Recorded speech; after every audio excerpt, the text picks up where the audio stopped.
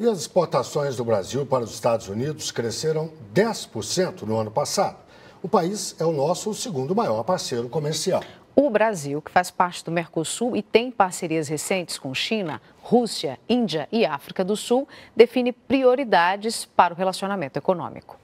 Os Estados Unidos são o segundo parceiro comercial do Brasil, atrás apenas da China, e o nosso maior comprador de bens manufaturados. Mais ou menos 55% das exportações brasileiras para o mercado americano é de manufaturados, enquanto que do total das exportações do Brasil para a China, aproximadamente 73% é de bens primários. Além disso, as exportações brasileiras para os Estados Unidos aumentaram 10% no ano passado. Foram quase 85 bilhões de reais. Os principais produtos que o Brasil manda para lá são óleos brutos de petróleo, aviões, produtos semi-manufaturados de ferro e aço, motores e turbinas de avião e café. Já os Estados Unidos vendem para o Brasil o equivalente a 110 bilhões de reais, sobretudo óleos combustíveis, motores e turbinas de avião,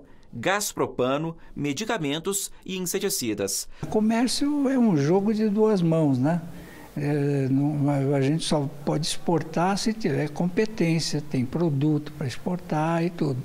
E os americanos vão comprar o que também lhes interessa, né? Então é uma negociação que acho que a gente não deve acreditar que possa ter grandes mudanças por conta de uma viagem, é importante, sem dúvida nenhuma. Para impulsionar trocas comerciais em escala global, o Senado norte-americano aprovou na semana passada o chamado Fast Track, uma lei que dá mais liberdade para o presidente Barack Obama negociar acordos de livre comércio, como o que está sendo costurado entre os Estados Unidos e a União Europeia, o Tratado Transatlântico, e o que está sendo negociado com países do Pacífico, o Transpacífico.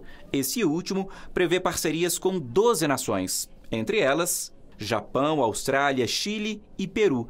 E, segundo denúncia do Wikileaks, criaria uma corte judicial maior do que os sistemas judiciais nacionais, mecanismo que daria mais poder às empresas multinacionais. Esse economista lembra ainda que há o temor de que a aprovação cause perda de empregos nos Estados Unidos. Como você tem cláusulas que poderiam causar prejuízo a essa camada de trabalhadores, aumentar a precariedade, etc., é preciso muito cuidado. Então não vai ser fácil isso passar nos Estados Unidos, né? Vai ter muita resistência. E o Brasil? O que tem com isso? Segundo pesquisa da CNI, a Confederação Nacional da Indústria, os setores industriais têm os Estados Unidos e a União Europeia como prioridade para a agenda de negociações comerciais do Brasil, que hoje faz parte do Mercosul. No cenário econômico internacional, o Brasil também compõe o BRICS, ao lado de Rússia, Índia, China e África do Sul. O Brasil fez um movimento Sul-Sul, que tem como eixo, e isso é muito importante, tem como eixo a economia mais dinâmica do mundo. Não é a economia mais dinâmica do mundo, é a região mais dinâmica do mundo, que é a Eurásia. Nós temos que ter claro que o eixo dinâmico da economia mundial está na Ásia e vai lá permanecer por algum tempo. Vamos conversar agora com o cientista político Emir Sader, que está no Rio de Janeiro, e com o Luiz Nassif, que está em São Paulo. Boa noite, Nassif. Boa noite, Emir. Eu começo perguntando ao Nassif, o Brasil deve olhar para o norte ou para o sul? Para que lado qual deve ser a prioridade estratégica do Brasil, Nassif, na sua opinião? Eu acho que está tendo uma revisão agora. Veja, inicialmente você tinha muita resistência a um acordo de livre comércio com os Estados Unidos, dada a disparidade aí das economias.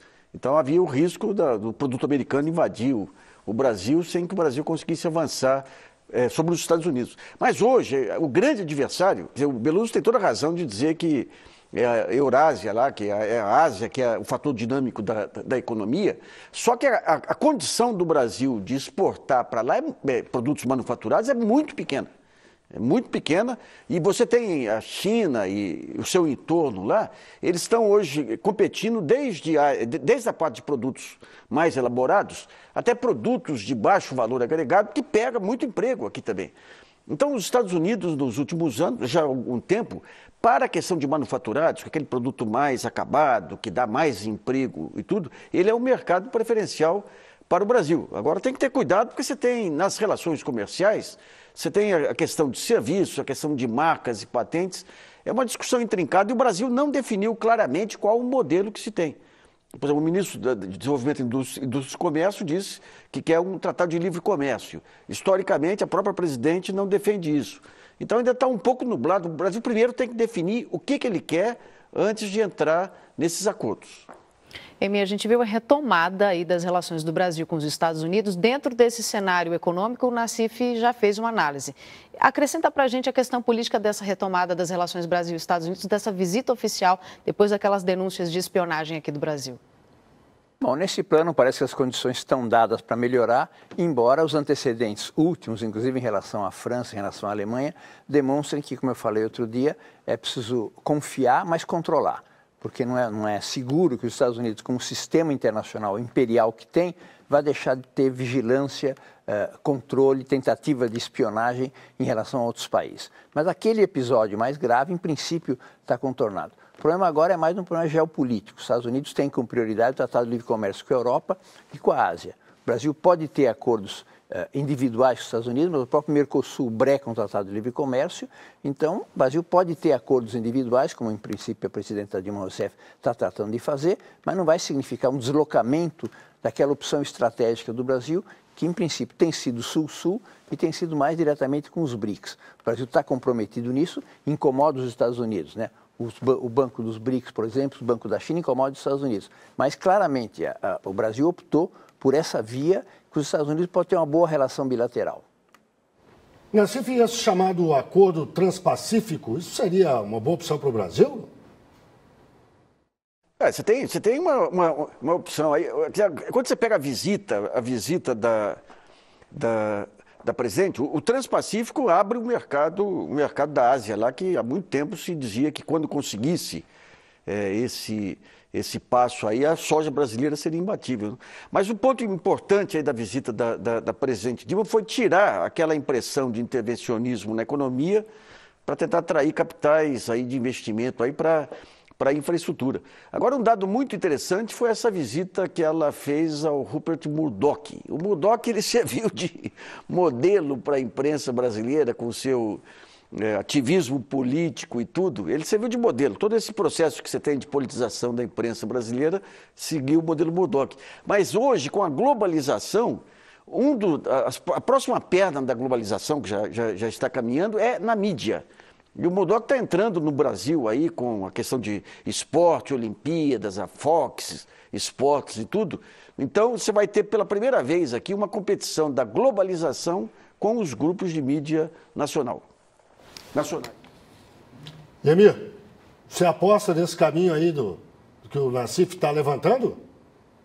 É importante a viagem da presidente dos Estados Unidos porque há um lobby contra o Brasil em escala mundial. E os meios de comunicação têm um papel importante, não só o Wall Street Journal, ele mesmo, Financial Times, El País, The Economist, que repercutem esse pessimismo, esse terrorismo econômico da imprensa nacional em escala mundial. Então, se reverteu a imagem do Brasil lá fora, é importante ela colocar as condições reais que o Brasil tem, as condições de investimento, a política, a expectativa que o Brasil tem em relação a isso. Então, em relação a isso, acho que é importante começar um trabalho nessa direção, porque houve uma reversão. Durante 12 anos o Brasil deu muito certo, agora parece que nada teria dado certo. São ecos da campanha política da imprensa nacional. Emir Sader, Luiz Nassif, muito obrigado, uma boa noite aos dois.